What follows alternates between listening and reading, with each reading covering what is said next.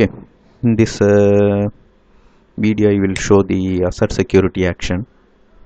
Uh, Here in the Assert security action I have three methods. Here it is the first method.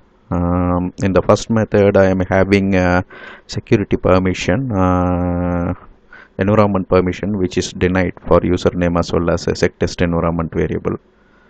This Assert level 1 is calling Assert level 2 function. In Assert level 2 function, I'm revoking the deny for the security permission settest, because in the first function username as well as settest environment variable access is denied. So that propagates down to Assert level 2 also, but because of the security action Assert, the deny for settest is removed here. The deny is kept in Assert level 1 and the same is revoked in get-env Assert level 2. Get-env Assert level 2 makes a call to get-env Assert, and this function is marked with two demand permission. Okay, first I will enable demand permission for username. It helps explaining the Assert security action. Okay, now we are demanding for the permission username. So what happens, this demand will make a call stack back. So when we are walking back in the stack, we end up Assert level 2. So at Assert level 2 we don't have access to read the environment variable username. So the demand fails here. Since the demand fails here, the call to the get-env Assert 1 is prohibited. That means we will end up into the catch block. Okay, let me put a breakpoint which is already there, and I will rebuild this solution.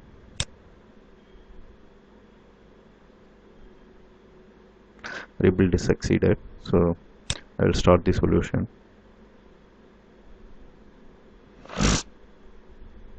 So in the sample application I am choosing Assert, then I am clicking on username, read button to read the username environment variable. Now I am at Assert level 1 function. At this function I don't have access to username as well as a settest environment variable because of this security action deny.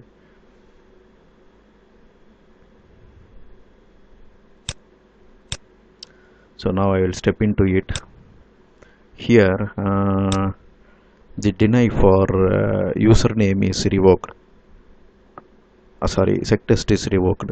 That means here I can access the settest environment variable, and at the same time the deny imposed by the previous function call still exists. Okay, now I will enter inside the final function call get-env Assert. But if you see, as I already told, since it's demanding for the username permission and we don't have username permission at this current call, we are not allowed to enter inside that function. When I am trying to do a step in, we won't enter inside the function at all, and we are ending up in the catch block, right? So the same holds true for settest also. Let's say I'm clicking this settest. So now let's see, when I try to enter inside, once again I'll get the same problem. It doesn't matter what I'm trying to read, but to enter this function, all the call stack should have permission to username environment variable. So it doesn't matter what I am trying to read. Even though I am trying to read it settest, the demand permission will look for username environment variable permission, and which is not available in the previous call stack. So the call to this get-env Assert is failed. Right, now I'll close this sample. Let me remove username environment variable demand permission, demand request. Now I'm demanding the permission for settest. Okay, I'll build the solution, build this succeed. So now what happens when we are here at the previous function call? So to enter this function, the current demand which is checked is a sec test, right? When we up at the call stack, we see permission for sec test is allowed because of this security action dot asset. That means I can access the sec test environment variable even though the previous function call put a deny on it. So I can enter inside this function because this is testing only the demand permission for sec test. Right, now the parameter passed can be a sec test or it can be a username also. So we very well know that we have permission to sec test. Why? Because the level 1, even though it kept a deny on the sec test, level 2 function revoked that particular denial for sec test environment variable. But for username environment variable, the asset level 1 denied access to this username, and that is not revoked here, so it still propagates down to asset level 2 also. So the function here it's still allowing. So this is the combination. That means when we are reading the username environment variable, because of the denial access imposed by asset level 1, we will get a exception. The demand get passed because we are not demanding for username. If we have demanded for username environment variable, then we are not entering this function at all. Right, now we will examine this situation. I am choosing Assert and I am clicking read environment variable for username. So first I am entering the asset level 1, username, sec test, both environment variable access is denied, read access is denied. Entering inside the function, only sec test read environment denial is revoked. Getting inside, so it's allowed now. Why? Because we are checking the demand for sec test only, and sec test denial is removed on the previous function. When the demand checks or when it walks back to the call stack, once it sees the assert, it doesn't check further deep in the call stack. Why? Because the assert is saying that don't worry about this sec test, I will make sure that this permission is available, or I am giving you guarantee that this permission is available. So it won't traverse further in the call stack, and it comes back with a pause signal. Right, now we are allowed inside.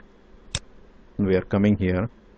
Since we are not demanding for username, and username is denied in the function call, previous function call,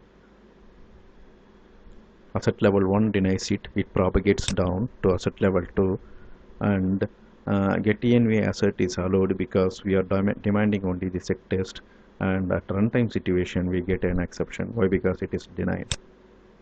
See, we are going back to the catch block in the previous function.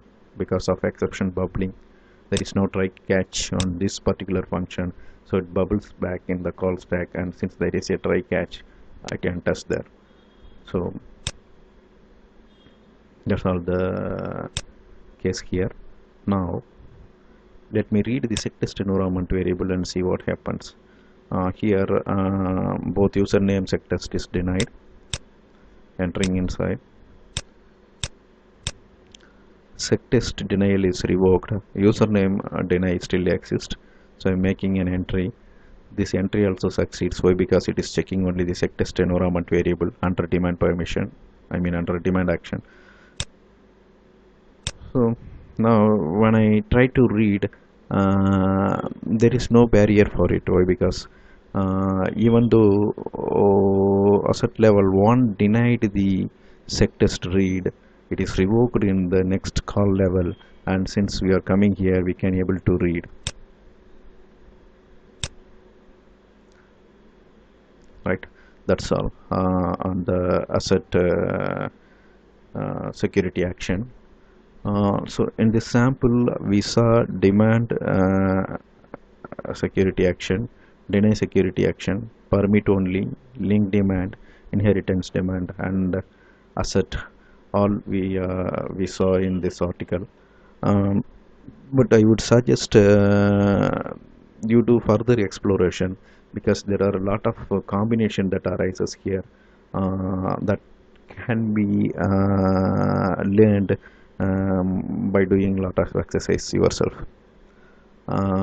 Okay, in the next video we'll show how do you do the security stuff, security permission using imperative method. Whatever we saw now is a declarative method.